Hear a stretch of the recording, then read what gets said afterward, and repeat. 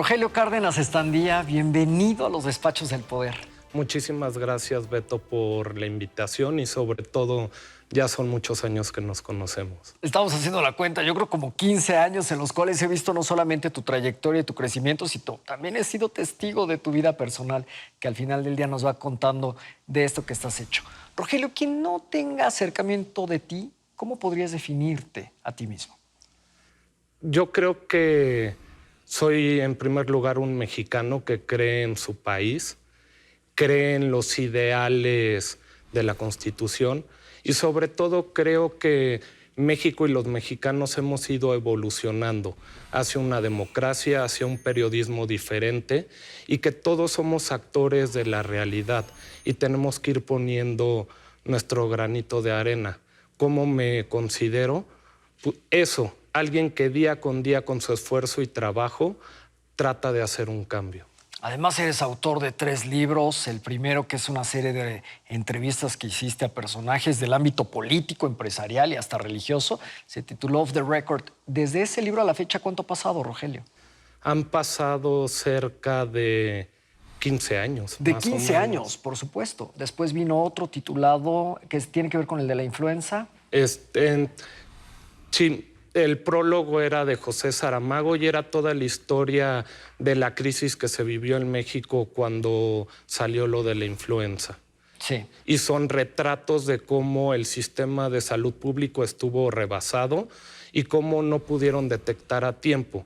Y al final escandalizaron y asustaron a la población cuando se pudo haber actuado de otra manera porque había vacunas, había curas, pero el gobierno no tenía los laboratorios ni el personal para poder actuar en ese momento. Y sin duda el más taquillero y el que se va a convertir en referencia obligada es la biografía no autorizada que hiciste sobre el expresidente Luis Echeverría Álvarez.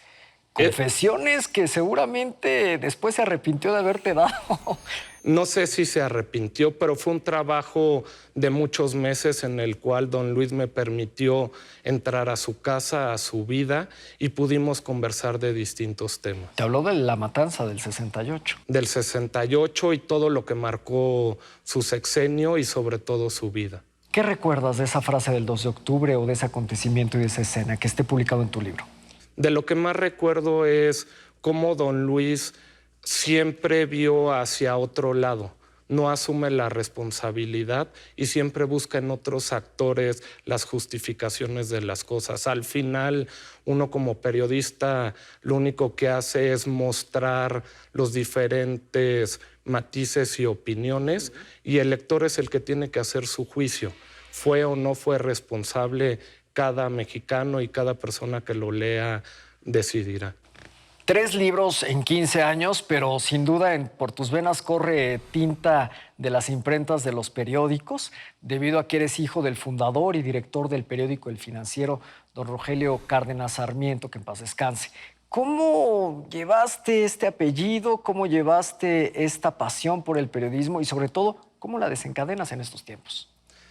Al final nací en un periódico, creo en el periodismo. Y si tú me preguntas cuál es la mejor enseñanza o cuál es mi mejor herencia por parte de mi padre, te la resumo fácilmente. Honradez, pulcritud y ser una persona que no tiene matices, ni cortapisas, ni responde a intereses. ¿Cuál es la ventaja hoy en día? Que a diferencia de lo que puede pasar en otros medios, en El Financiero jamás se le tachó.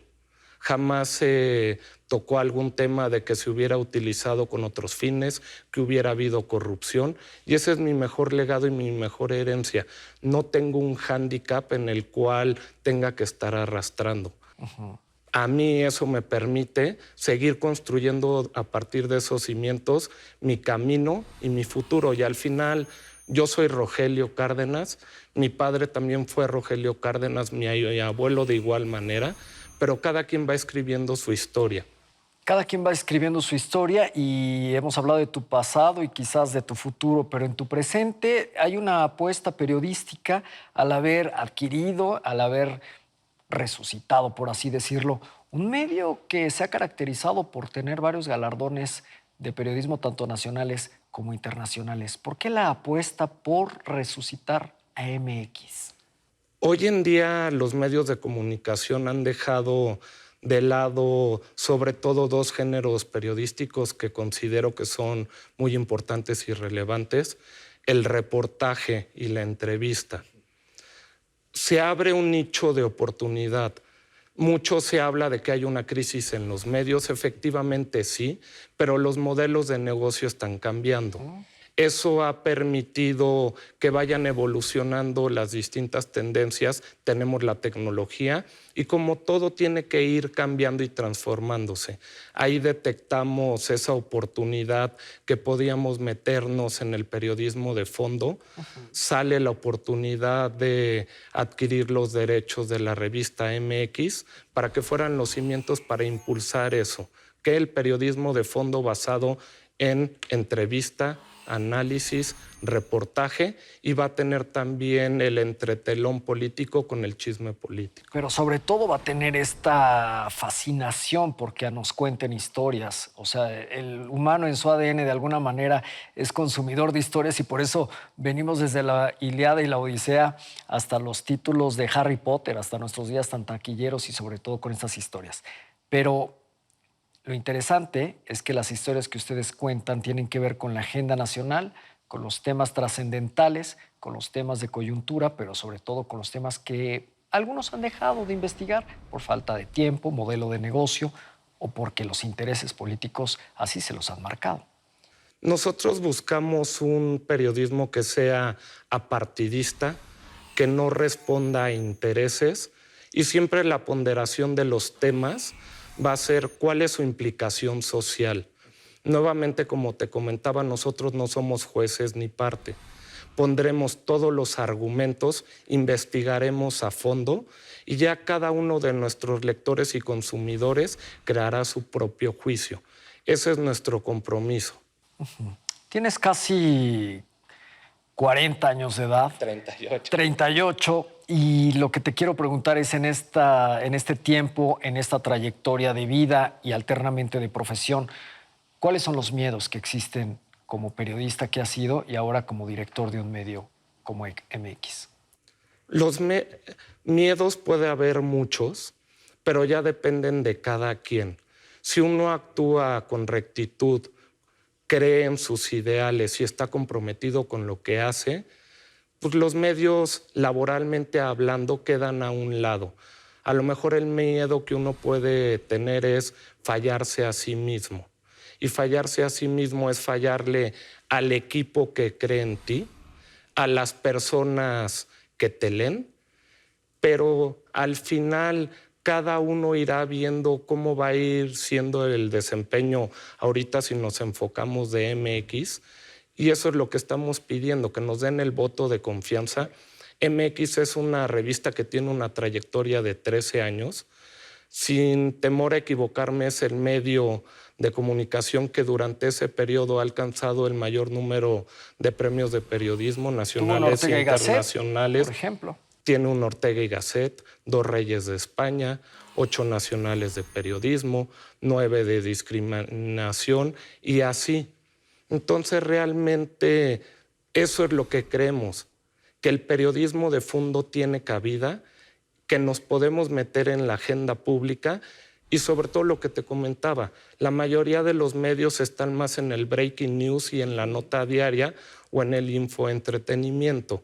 Creemos que podemos llegar de esa manera a los lectores y también nosotros confiamos en que la gente lee. Rogelio, ¿cuál es el reto al que se enfrenta MX para poder llegar a las nuevas audiencias que consumen historias de Instagram en segundos y que con eso ya se sienten informados? Justamente dentro de ese modelo lo que te comentaba es, sí creemos que la gente lee. No están leyendo porque a lo mejor no hay contenidos de calidad o profundos. Si nosotros logramos romper esa barrera y además utilizamos las bondades de la tecnología y del Internet por medio de herramientas audiovisuales, porque nuestros contenidos estarán acompañados de mini documentales, infografías, animaciones, puedes vestir un trabajo de una manera distinta. Ese es el reto que tenemos día a día, cómo utilizar las nuevas narrativas para comunicar algo que a lo mejor podría ser árido. Pero nuevamente, ¿qué va a ser el pilar de MX? Su contenido y sobre todo el texto. ¿De qué manera se vincula tu esposa Perla Ili en el nuevo proyecto, en los temas, en el consumo, en el diseño?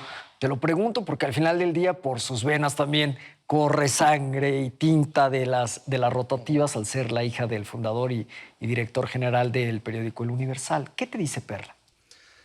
Primero, Perla es mi mejor amiga. Esto siempre ha sido antes de ser hoy mi esposa. Y tenemos muchas cosas en común. Ella cree en mí, yo creo en ella. Cada quien tenemos nuestros proyectos en lo personal, pero tenemos un proyecto de vida juntos. Y en ese proyecto van encajando las diferentes cosas, retos o proyectos que nos ponemos.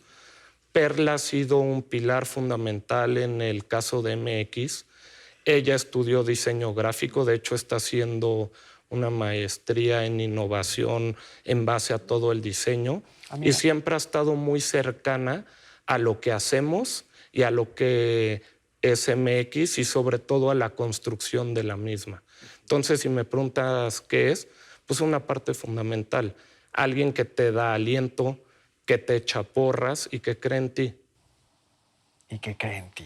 Si tuvieras que llevarte algún objeto para el día después del juicio final, Rogelio, te lo pregunto porque hemos llegado a la recta final de esta conversación, ¿qué objeto elegirías? Una pluma. ¿Con qué finalidad? Para seguir escribiendo pues, mi historia. Tu propia historia. Sí. Rogelio Cárdenas, muchas gracias por esta conversación para los Despachos del Poder. Al contrario, a ti, muchas gracias por la oportunidad.